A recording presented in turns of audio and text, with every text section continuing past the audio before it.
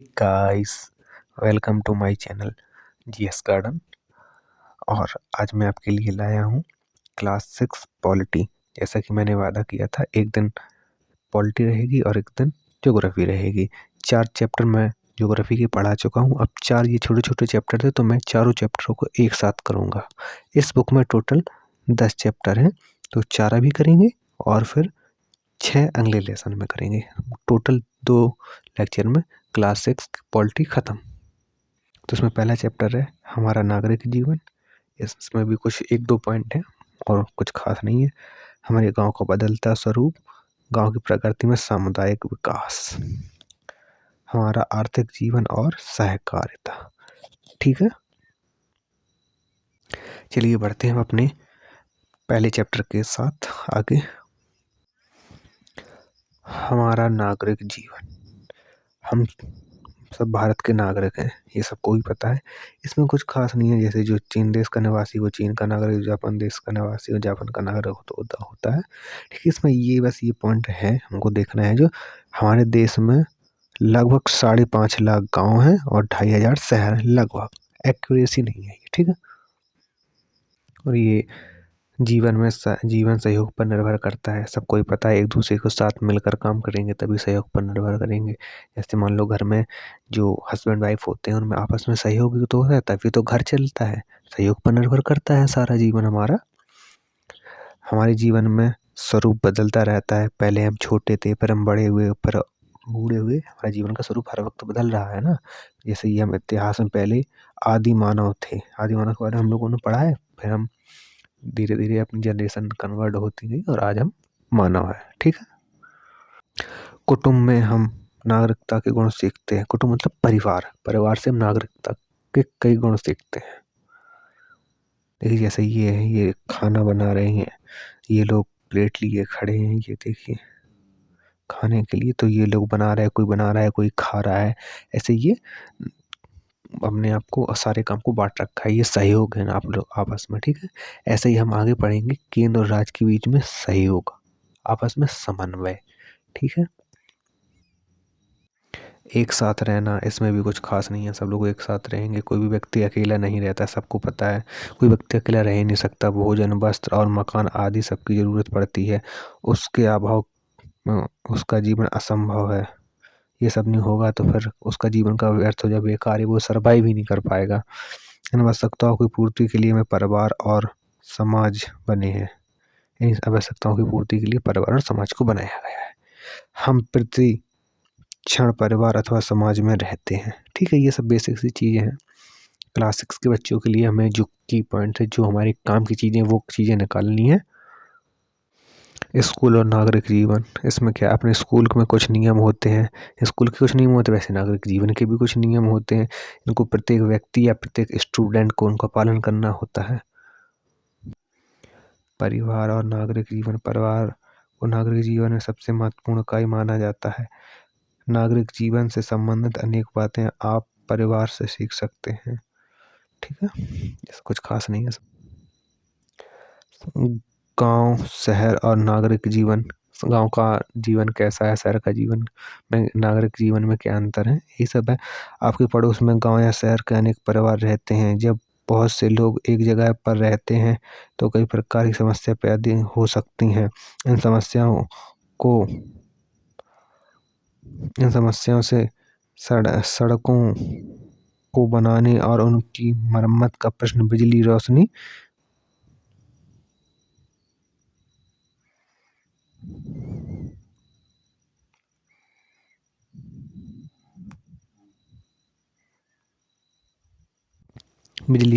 जैसी कई प्रकार की समस्या पैदा, इन समस्याओं को सरकार और ये सब समस्याएं पैदा हो जाती हैं। और इन सभी समस्या को हल करने के लिए नागरिक संगठन बनते हैं। इन संगठनों को स्थानीय स्वशासन कहते हैं। कुछ काम की चीजें नहीं है हमारे। याद रखना तो ये रख लीजिए थोड़ा सा यार, स्थानीय शासन क्या होता है। किसी गांव या शहर को चलाने के लिए जो संस्थाएं बनती हैं उनको स्थानीय शासन कहते हैं। वहाँ के लोग उनको आवश्यकताओं को पूरी करने के लिए जो संस्थाओं का निर्माण करते हैं उन्हें स्थानीय शासन कहते हैं। जैसे गांव हो गया तो गांव में जो बिजली, पानी और ये स्वास्थ्य की समस्या है तो आएंगी ना, इनको पूरा करने के लिए लोगों ने एक संस्था बनाई, ग्राम पंचायत। तो उसमें प्रधान होता है, वो सारी व्यवस्थाएं देखता है। ये है, ये कुछ हमारे काम का नहीं है, इसको हमको छोड़ते चलना है सब। ये कुछ हमारे काम का नहीं है। अब आइए चैप्टर 2 की ओर बढ़ते हैं। इसमें देखते हैं कुछ अच्छी सी पॉइंट है, उनको देखेंगे और फटाफट से भी खत्म करेंगे। चलिए आगे बढ़ते हैं अपने चैप्टर में। हमारे गांव का बदलता स्वरूप। हमारा गांव अब दिन पे दिन, जो गांव भी है वो भी डेवलप हो रहे हैं। हमारे गांव, हमारे देश गांव का देश है। जो हमारा भारत है गांव का देश है, क्योंकि इसमें गांव बहुत ज़्यादा है। हमारे गांव, हमारे देश के लगभग 70% लोग, कितने, 70% लोग कहाँ रहते हैं, गांव में रहते हैं। पे हम लोगों ने पढ़ा था ना कि 5.5 लाख से भी अधिक गांव है। ठीक है। गांव में किसानों के अलावा कुम्हार, कुम्हार जो गगरी वगैरह बनाता है, दीपक बनाता है, बढ़ई जो लकड़ी का काम करता है, लोहार जो लोहे का काम करता है, धुनिया, नाई आदि रहते हैं किसान के अलावा ही। इसमें ये पॉइंट सबसे बढ़िया है, जमींदारी प्रथा गांव की गरीबी का मुख्य कारण रहा। जो जमींदारी प्रथा थी, पहले जमींदार लोग थे, वो लोगों को गरीब बना रहे, मतलब उनकी बहुत सारी जमीन होती तो वो मजदूरों को उनकी जमीन पर उनसे ही काम करवाते थे। ये जमींदारी प्रथा थी। और अंग्रेज भी आए, उन्होंने इस चीज़ पर गौर नहीं किया। आज़ादी के बाद 1951 में इस कानून को समाप्त कर, ये जमींदारी प्रथा थी, 1991 में एक बिल बनाया और उससे समाप्त कर दिया गया। ठीक है। ये जमींदारी प्रथा कब समाप्त हुई, 1951 में, ये याद रखने लायक है। कई जगह पर चरस और रहटा की सहायता से सिंचाई होती। चरस एवं रहट क्या होता था, जैसे मान लो ये कुआं हो गया अपना, ठीक है, और ये यहाँ बैल हो गया, ये यहाँ पे एक बैरिंग टाइप में डाल के इस कुएं के अंदर छोटे छोटे वो लगा दिए डब्बे टाइप में, यहाँ पे छोटे छोटे ऐसे ऐसे लगा दिए काफ़ी सारे। तब ये यहाँ पे बैरिंग लगी, तब ये ऐसे ऐसे घूमेंगे बैल, तो ये पानी ऐसे ऐसे निकलेगा, तो यहाँ पे जैसे ये खेत है तो यहाँ पे जाएगा। बस यही होता चरहट राहट, और कुछ नहीं होता था। ठीक है। फिर भी कुओं से पानी खींचकर सिंचाई की जाती थी। बिजली की से मोटर चलने वाले पंपों की संख्या बहुत की, मतलब नहीं के बराबर ही थी, थे ही नहीं। कहीं एक गांव में किसी एक के पास या फिर जिले में किसी एक के पास ऐसा हुआ करता था। मेन जो सिंचाई का साधन था वो कुआं या फिर चरहट राहट के माध्यम से ही किया जाता था। ठीक है।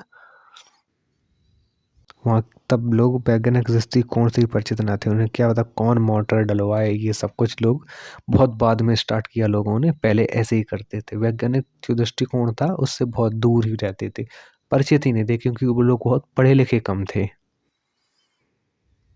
और ये कुछ हमें पढ़ने की जरूरत नहीं है, ये भी नहीं। गांव की प्रगति और विकास, इसको थोड़ा समझ लेते हैं क्या है, कैसे होती है गांव की प्रगति और विकास।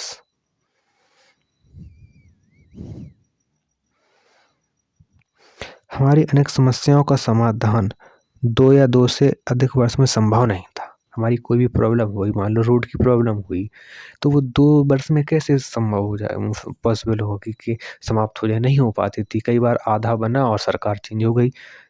अतः इन समस्याओं का समाधान के लिए पंचवर्षीय योजना बनाई गई कि कोई भी सरकार आएगी वो 5 साल तक काम करेगी। ठीक है। 5 साल के लिए योजना बनाएगी, 5 साल के लिए। ऐसे कोई प्रॉब्लम हो तो वो 1 या 2 साल में सॉल्व नहीं हो पा रही थी, पर पंचवर्षीय योजना लाई गई। ठीक है। इन योजनाओं के उद्देश्य चहुमुखी विकास, जो 4 मुख्य विकास होता है वो होता है। इन योजनाओं का उद्देश्य यही होता है कि चहुमुखी लोगों का सामाजिक, आर्थिक न्याय और ये सब हो सके, विकास हो सके। चहुमुखी विकास हो जाएगा, सामाजिक, आर्थिक, न्यायिक और शैक्षणिक विकास हो सके, उसके लिए इन योजनाओं को लाया गया। पहले एक प्रथा होती थी, बंधुआ मजदूर होते। बंधुआ मजदूर क्या होते थे, इनको थोड़ा समझते हैं। वे लोग होते थे जिन्हें जमींदार अथवा बड़े किसानों से रुपया अथवा अनाज उधार ले लिया, बदले में उस तक मजदूरी करते थे, बदले में उस समय तक मजदूरी करते जब तक कि उनका कर्जा ना चुक जाए। अतः गरीबी के कारण ये मजदूर अपनी आज़ाद कराने में असमर्थ थे और यह गुलामी पीढ़ी से दूसरी पीढ़ी तक चली जाती। मान लो कोई बड़ा किसान है, ठीक है, और ये छोटा किसान है, इसने कुछ ज़रूरत पड़ी पैसों की, या मान लो इसकी फसल खराब हो गई, तो उन्होंने इनसे कुछ रुपए कर्ज ले लिया। तो अब क्या होगा, ये अब इनके खेतों में जब तक काम करेंगे तब तक इनका पैसा नहीं हो पूरा चुक जाता है। मान लो कभी कभी क्या होता है, पैसा चुकने वाला ही होता है, फिर फसल खराब हो गई, या फिर घर में कोई बीमार हो गया, या किसी की शादी गई, तो फिर जमींदार से पैसा ले इसी कारण से लोगों की पीढ़ियां निकल जाती हैं। तो पीढ़ी दर पीढ़ी बंधुआ मजदूरी होती रहती, मतलब उनका आधिपत्य हो जाता था, केवल वो रहने और खाने को देते थे, बस बराबर कम करवाते थे। ठीक है, सरकार ने कानून बनाकर बंधुआ मजदूरी प्रथा समाप्त कर दी, उन्हें भी पढ़ा था ना, क्लियर है। कृषि संबंधी उत्पादन, हमारे देश में किसान खेती में उपज में कई गुना वृद्धि हुई है। देश में बहुत से किसान अब अच्छी खाद एवं उत्तम बीज का उपयोग करते हैं। इन किसानों से पहले अच्छे यंत्रों का प्रयोग करते हैं। जो पहले जो किसान थे, जो बैल होते थे, उनसे खेती करते थे, अब तो ट्रैक्टर आ गया, उनकी किसानों की आय में वृद्धि हुई है। मतलब जो काम एक दिन में होता था वो 1 घंटे में हो जाता है। और देश की नदियों पर बड़े बड़े बांध भी बनाए गए हैं। पहले क्या होता, सूखा हो गया, पानी नहीं बरसा, लोग मुख्य रूप से वर्षा पर ही आधारित थे, पानी नहीं बरस रहा है तो किसान बैठा हुआ है। अब नदियों और नहरों का निर्माण, बांध का निर्माण किया गया है, जिससे कि किसानों पर पास समय से पानी पहुंच सके। जैसे भाखड़ा नांगल बांध है, तुंगभद्रा, नागार्जुन सागर है, हीराकुंडा बांध आदि, ये प्रमुख है। इन पर बड़े बड़े बांध बनाए गए हैं। देश के अनेक भागों में लाखों जलकूप लगाए गए हैं। सिंचाई के लिए नहरों का विस्तार किया गया है। ये सब बेसिक चीज़ें, ये ट्रैक्टर, थ्रेसिंग मशीन, ठीक है, ये कुछ खास नहीं है इसमें। ये देखिए हमारे गांव बदल रहे हैं, कैसे बदल रहे हैं, ये देखिए, ये बैल है बैल की, ये ट्रैक्टर आ गया, और ये पानी का है, ये पानी घड़े से ले जा रहे हैं ये लोग। अभी हैंडपंप लगा हुआ है। हमारे गाँव दिन पर दिन तरक्की कर रहे हैं, मतलब बदल रहे हैं। और ये जो घर, कच्चे घर बने हुए, यहाँ पे देखिए स्कूल भी बन गया है, यहाँ पे ये अस्पताल भी बन गया है, यहाँ पे ये लोग बाहर लेटे हुए हैं। सब कुछ बदल रहा है धीरे धीरे। और ये जिन व्यक्तियों को बचपन में पढ़ने का मौका नहीं मिला, उनके लिए प्रौढ़ शिक्षा की व्यवस्था की। प्रौढ़ शिक्षा क्या होती थी, रात में क्लासेस लगती थी बड़े बुजुर्गों के लिए, जिन्होंने बचपन में नहीं पढ़ पाया, पहले लगती थी। अब तो सब लोग ज़्यादातर शिक्षित हो रहे हैं लोग। पहले जब देश आज़ाद हुआ, जो लोग उस टाइम पे नहीं पढ़ पाए, तो फिर सरकार ने प्रौढ़ शिक्षा की व्यवस्था की, जिनसे लोगों को समाज में रहने और समाज में काम करने, समाज में उठने बैठने का, अच्छे से विकसित होने का तरीका पता चले लोगों को। कृषि के बारे में पहले लोग आते थे, किसानों को समझाते थे कैसे खेती करना है, टेक्निक के बारे में बताते थे, ट्रैक्टर के बारे में बताते थे।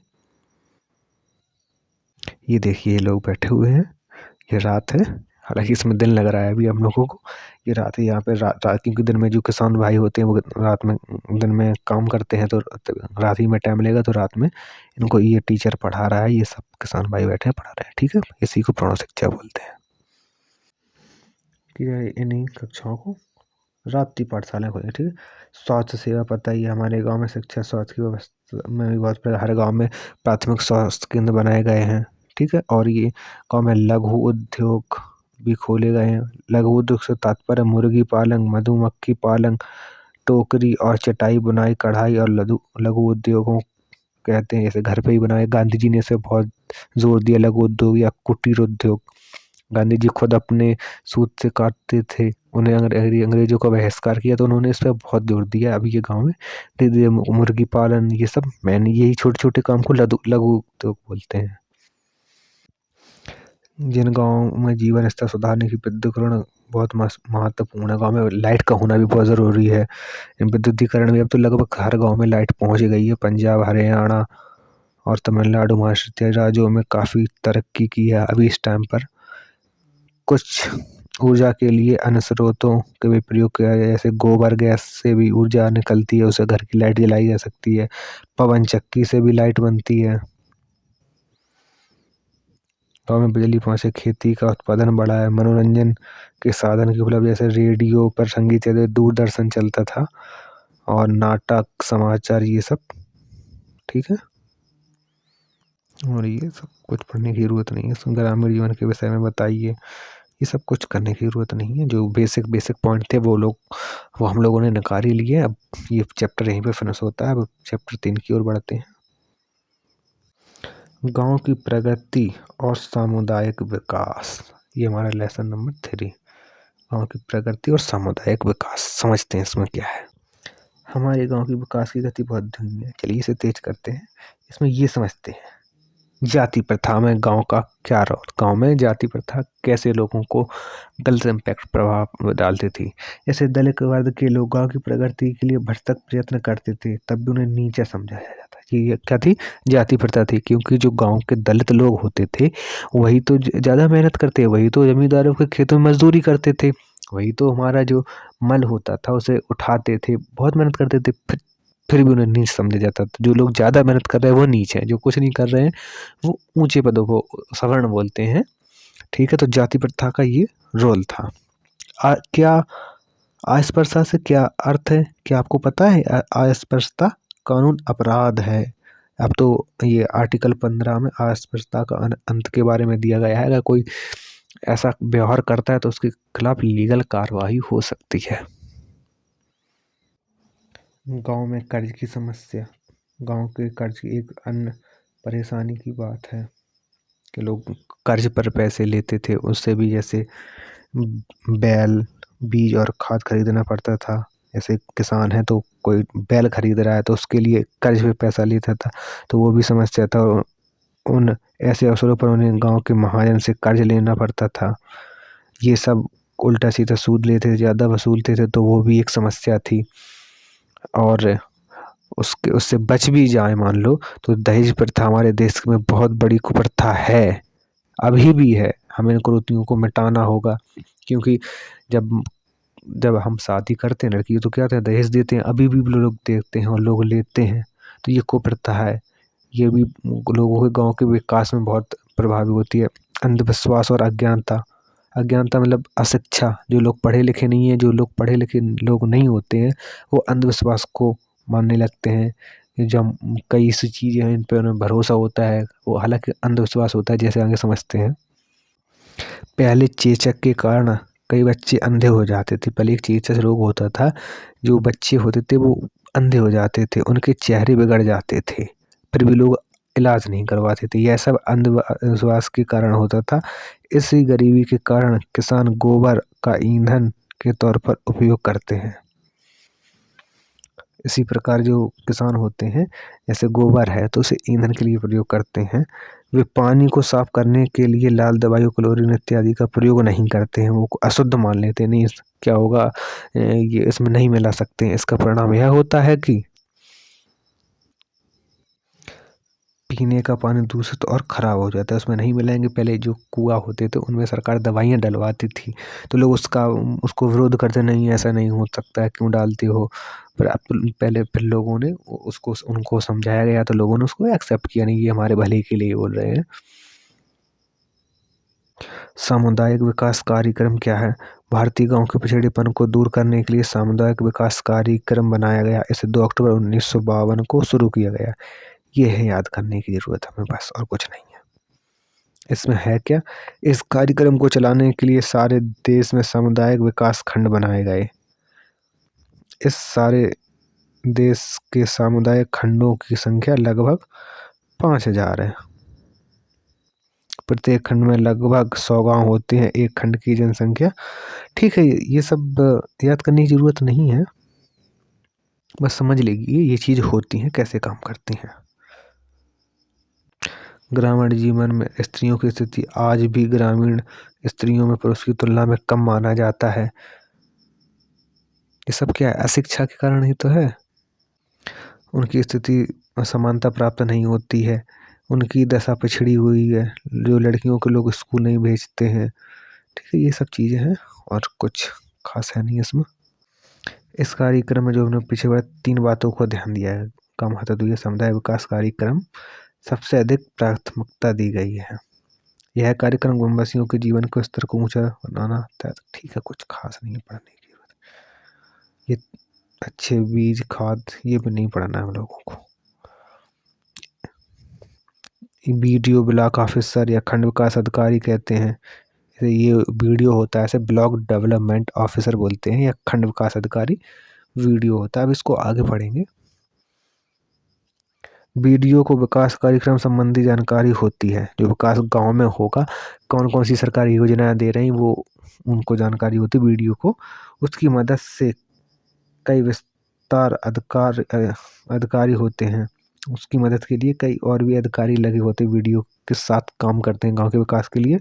यह अधिकारी ऐसे कृषि सलाह हो गए हैं और पशुपालन शिक्षा इत्यादि में विशेषज्ञ होते हैं, जो कृषि के एक्सपर्ट होते हैं, वो उनकी मदद करने के लिए होते हैं। और ये पशुपालन हुआ, जानवरों को कौन सी बीमारी है उसके लिए होते हैं। अब ग्राम सेवक क्या होते हैं? ग्राम सेवक विकास कार्यों में ग्राम सेवक अधिक मदद करता है।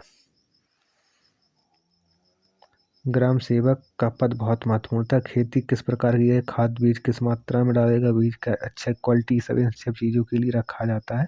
पशुओं की चिकित्सा के लिए ग्राम सेवक, बस ये याद रखना है, प्रत्येक ग्राम सेवक के निरीक्षण में 10 गांव आते हैं। अगर गांव छोटे हैं तो ज़्यादा भी आते नहीं, 10 तो आते ही हैं प्रत्येक ग्राम सेवक के अंडर में। ठीक है, जो लोग गाँव से इस बात को याद रखेंगे, क्योंकि ये इंटरव्यू में पूछ सकता है कि एक ग्राम सेवक के अंडर में कितने गांव आते हैं, 10, या अगर गांव छोटे हैं तो 10 या 10 से अधिक, लेकिन 10 से कम नहीं। इसी तरह गांव की प्रगति और विकास का चित्र दिया गया है, देखिए इसको।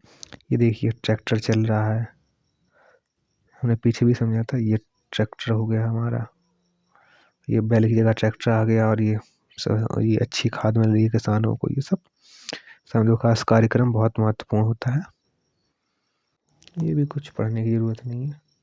अब आगे बढ़ते हैं अपने लास्ट चैप्टर 4 की ओर। आज यहीं तक करेंगे और फिर कल जो चैप्टर होंगे 5, 6, 7, 8, 9, 10 जितने भी हो जाएंगे, 8 करेंगे या 10, जो अगर छोटे होंगे तो फिर 4 ही करेंगे, अगर कुछ बड़े हुए तो दो बाद में कर लेंगे। ये चैप्टर इम्पोर्टेंट है, इसमें उसमें कुछ नॉलेज है। इससे एनसीईआरटी पढ़ने का फ़ायदा क्या होता है कि इससे हम स्टैंडर्ड बुक होती है उससे पढ़ने में आसानी होती है। हमारा आर्थिक जीवन और सहकारिता, देखते हैं इसमें क्या है। किसी भी देश की नागरिक जीवन पर उसके आर्थिक जीवन का प्रभाव पड़ता है। संस्कृत में एक कहावत है, ये हमारे एथिक्स के लिए बहुत इंपॉर्टेंट हो जाएगी। एथिक्स ये रटनी है कहावत, बुभुक्षितम किम न करोति पापम। इसका मतलब है, इस कहावत का अर्थ है कि भूखा आदमी पाप क्यों नहीं करेगा। जो आदमी भूखा होगा, जिसे भूख लगी होगी, वो तो चोरी भी करेगा। तो इसीलिए ये हम एथिक्स में डाल सकते हैं कोट। एथिक्स पढ़ेंगे, एथिक्स में आंसर राइटिंग बहुत अच्छा इम्पैक्ट पड़ेगा इसका। सहकारिता क्या है? सहकारिता का अर्थ मिलजुल कर रहना है। ठीक है, कुछ लोग किसी आर्थिक उद्देश्य को लेकर सहकारी समिति बना लेते हैं। ये सहकारी समितियाँ को होती हैं, इसको समझते हैं। तो सहकारिता में स्वार्थ और स्पर्धा की कोई जगह नहीं होती है। यहाँ पर लोग एक दूसरे की मदद के लिए होते हैं। कोई कमेटी बना ली अपने और उसको चला रहे हैं, उसमें कुछ पैसे जमा कर लिए, जैसे किसी को ज़रूरत पड़ी पैसों की तो उसने ले लिए, उसका काम चल गया, उससे पैसे ब्याज पर मिले, कुछ दिनों उसका काम हो गया, उसने वो पैसे रिटर्न कर दिए। सहकारिता के लाभ क्या है? मुनाफाखोरी से बचाव। जब मुनाफाखोरी से बचाव क्या होता है, जैसे मान लो मुझे आज कुछ पैसों की ज़रूरत है, तो मैं किसी ज़मींदार से उसे ब्याज पर लूँगा। इसलिए हमने एक कमेटी बना ली, उसमें मान लो 100 रुपये जमा कर लिए। अब हम 10 सदस्य हैं, सबने 10-10 रुपये जमा किए। एक सदस्य को क्या हुआ कि 100 रुपये की ज़रूरत पड़ गई। अब वो यहाँ से 100 रुपये लेगा तो उसे ब्याज नहीं देना पड़ेगा, अगर यहाँ से लेगा तो उसे ब्याज देना पड़ेगा। तो सूदखोरी से बचाव हो जाएगा। जब इसका काम हो जाएगा, ये 100 रुपये यहाँ पे अपने जमा कर देगा। ठीक है, क्लियर है। सहकारी समिति थोक भाव में अच्छा और सस्ता सामान खरीद कर अपने सदस्यों को उचित दाम पर बेचती हैं और इस प्रकार अपने सदस्यों का आम जनता की मुनाफाखोरी से बचा लेते हैं। जैसे जो लोगों ने मिलके कोई अच्छी सी मान लो खाद या बीज की कोई भी दुकान खोल ली है, कुछ भी अच्छा और सस्ता सामान अपने जो लोग होते हैं उनको बेच दी।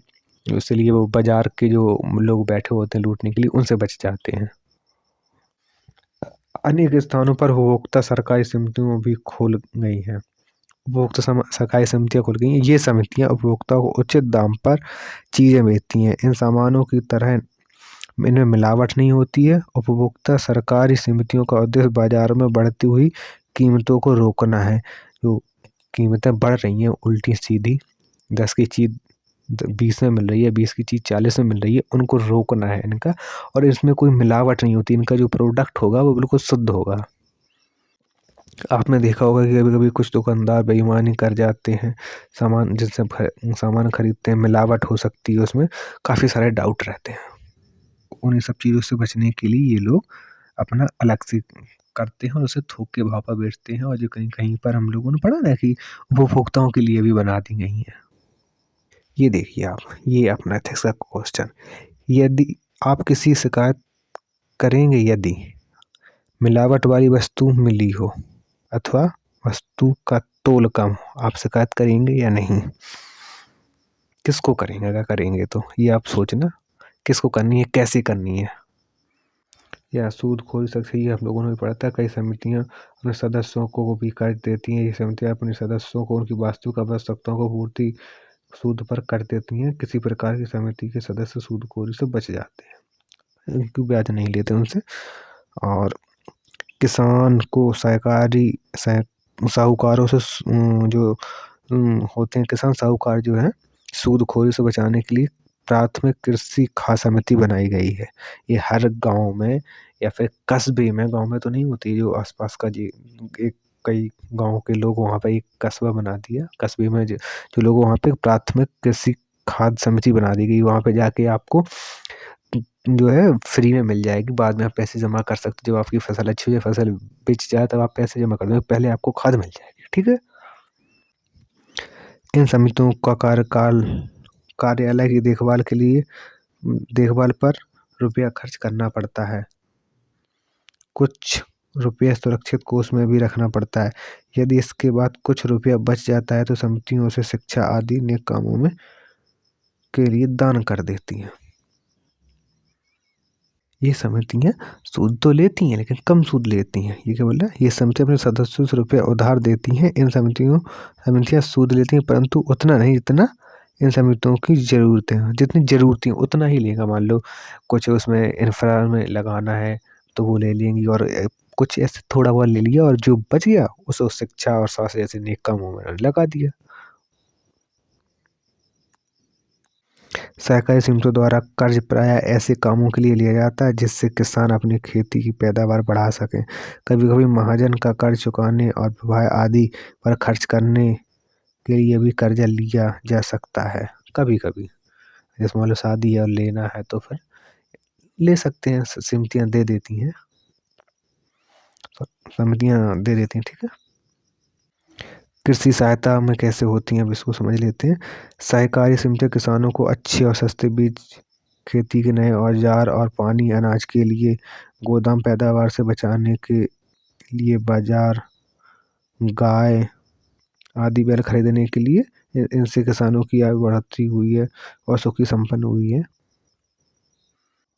बहुउद्देशीय समितियां क्या होती हैं? पहले साख समितियां केवल रुपया उधार देने का काम करती थी। अब ऐसी समितियां भी बनाई गई हैं जो काम के साथ एक साथ करती हैं, जो कई काम एक साथ करती हैं। ऐसी सहकारी समितियां को बहुउद्देशीय समिति कहते हैं।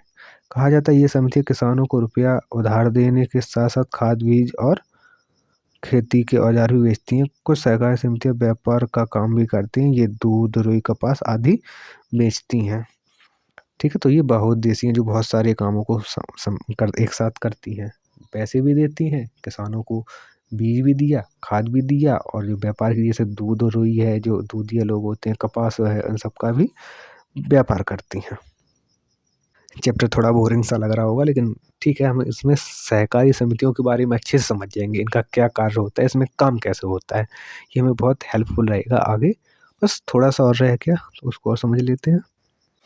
खरीदते बेचते हैं। उत्तर प्रदेश में घी और पंजाब में अंडे और मुंबई में फल और सब्जियां बहुत सा व्यापार की समितियां ही रखती हैं। व्यापारी समितियां होती हैं, इन सब चीज़ों को रखती हैं। अन्य लाभ देख लेते हैं। उनके क्या हैं? सहकारी समितियां किसानों के अलावा मजदूर, शिल्पकार, दफ्तर में काम करने वाले कर्मचारियों की भी सहायता करती हैं। ये समितियां कुटीर और लघु उद्योग धंधों को प्रोत्साहित करती हैं। सूत कातना, कपड़े बुनना, खादी, धोती, साड़ी, रेशमी साड़ी, लुंगी, रेशमी कपड़ा आदि, मिट्टी के बर्तन, मछली पकड़ना उद्योग में सहायता सहकारी समितियों के सदस्य रुपया उधार देती हैं। वे इन उद्योगों के लिए औजार और कच्चा माल भी उपलब्ध कराती हैं। माल तैयार होने पर वे बेचने का भी प्रबंध करती हैं। पहले कच्चा माल तुम्हें प्रोवाइड कराएंगी, जब तुम उसको बना लोगे, पर उसको बेचने के लिए प्रयोग आपका जो है अरेंजमेंट करवाएंगे, कहाँ बेचना है, कैसे बेचना है। अपने शहर की सरकारी समितियों द्वारा कुछ बनाए मकान और बस्तियों भी देखी होंगी जो सरकारी समितियां बनाती हैं। सहकारी समितियां मकान बनाकर अपने सदस्यों को देती हैं। मकान की कीमत सदस्य किस्तों पे वसूल कर सकते हैं। मान लो ये बहुत एक बिल्डिंग बना दी और उसमें अपने जो सदस्य हैं उनको रहने दिया और किस्तों पर धीरे धीरे आराम से भरते रहते हैं, इसलिए उनको घर भी बनाना पड़ता है और धीरे धीरे उनका घर भी अच्छा बन के तैयार हो जाता है। नया बनाया घर मिल गया, धीरे धीरे अपने पैसे भरते रहे। अब सहकारी बैंकें क्या होती हैं? गौर करना, सहकारी बैंक नहीं है, सरकारी बैंक नहीं है, सहकारी बैंक है। सहकारी समितियां कई तरह से काम करती हैं। रुपया उधार देना, उद्योग धंधे चलाना, व्यापार चलाना, बिक्री के लिए तरह तरह के सामान खरीदना इत्यादि। इन सब कार्यों के लिए सहकारी समितियों के पास पर्याप्त धन नहीं होता है, इसके लिए बैंकों से रुपया उधार लेना पड़ता है। सहकारी बैंक सहकारी समितियों को रुपया उधार देती हैं। इसके अतिरिक्त वे साधारण बैंकों के काम जैसे रुपया जमा करना, चेक भुगतान करना भी जोड़े हुए रुपए को बैंक में जमा करना एक अच्छी आदत है। जमा करना, भुगतान करना, ये सब बैंक करती हैं। और जो जमा रुपए जोड़े हुए रुपए होते हैं उसको बैंक में जमा करना एक अच्छी आदत है। ये एक्स्ट्रा लगा दिया है, कोई बात नहीं, बच्चों के लिए है ये, हमको बस इसको थोड़ा समझते चलना, कुछ नहीं। सहकारिता और सामुदायिक विकास क्या होता है? सहकारिता का मुख्य उद्देश्य आर्थिक विकास है। आर्थिक विकास के बिना सामाजिक विकास नहीं किया जा सकता, इसलिए सहकारिता और सामुदायिक विकास में गहरा संबंध है। कैसा है गहरा, देखते हैं।